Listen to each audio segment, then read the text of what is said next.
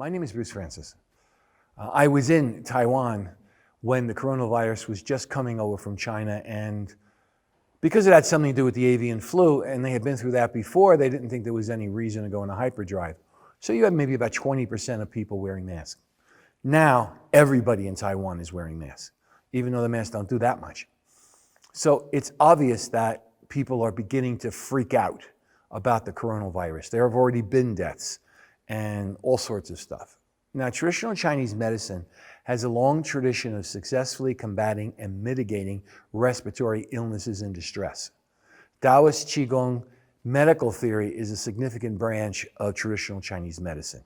Now, the aspects of dragon and tiger that will help treat acute illnesses are, every one of them has something it does.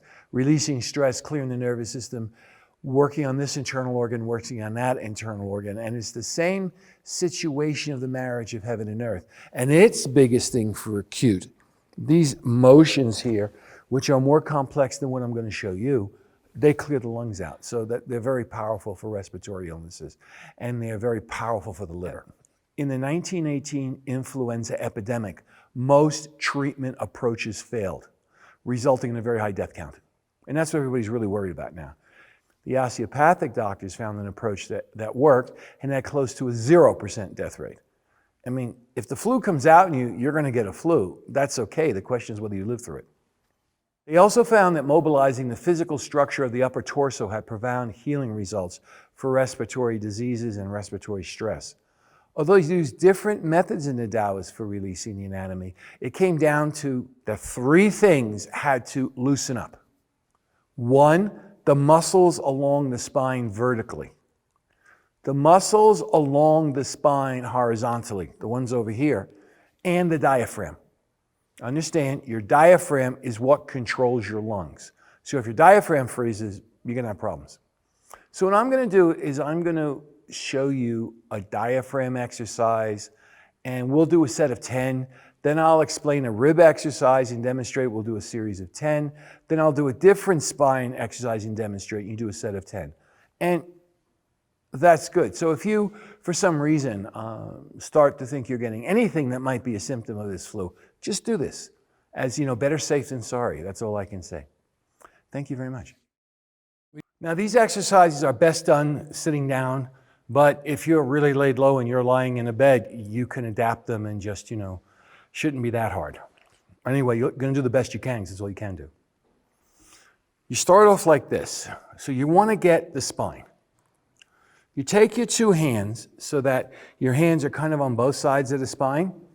And you'll find that if you start moving your hand backwards, you can get your hands to put pressure on your spine. So that's the first thing how it starts. You get pressure on your spine. And then you start making your hands do circles, keeping that pressure on the spine, and what you're going to feel is something moving up and down your spine. And that's how you can bend and straighten your legs if that helps you. It's okay if you don't. But this is the trick. So every single time when you come in, press your spine. When your hand goes out, try and see if you can push your spine out towards your hands. So pushing in towards your spine, pushing out from your spine, pushing in from your spine, pushing out from your spine.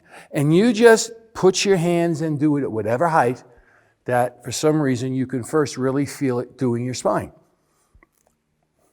And if you want, you can also make it very systematic, just into the spine, pull out from the spine, into the spine, pull out or push out from the spine, as long as your spine goes in the opposite direction. This will create space between your vertebrae, which is very important.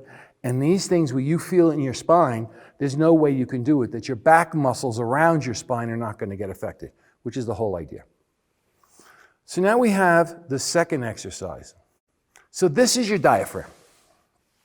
The way it works is that your diaphragm has to go down and come up. And what that does is it shoves the air out of your lungs and it makes your lungs get bigger so air can rush in. So now we have the same exact thing that we did before, only now we want to concentrate, again, getting pressure on your diaphragm and then keeping it tight. so that the whole time you do this, you can feel your diaphragm moving. And for some of you, it may actually hurt a little bit. If your diaphragm is very, very weak, then it can hurt. Which also happens when people have flus and they cough. So this is it. Now there's another way you could do this if you wanted to.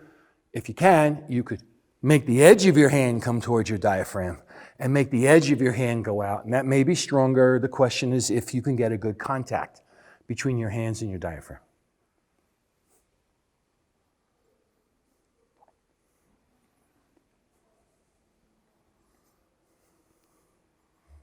Now, the last thing is that the muscles on the side of your spine.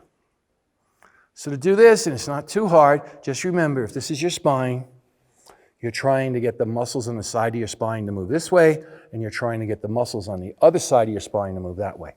And the easiest way to do this comes from something called swimming dragon Qigong. This is a very common Qigong movement. So if you'll watch me, this is a little bit like a hoochie coo dancer in the old days of vaudeville. But notice what I'm doing. My hands are feeling my spine. And when I go like this, I'm pushing the muscles to the side. When I go like this, I'm pushing the muscles to the other side. When I go like this, I'm pushing the muscles to the other side. When I go like this, the bending of my body is also pushing the muscles. So here we go.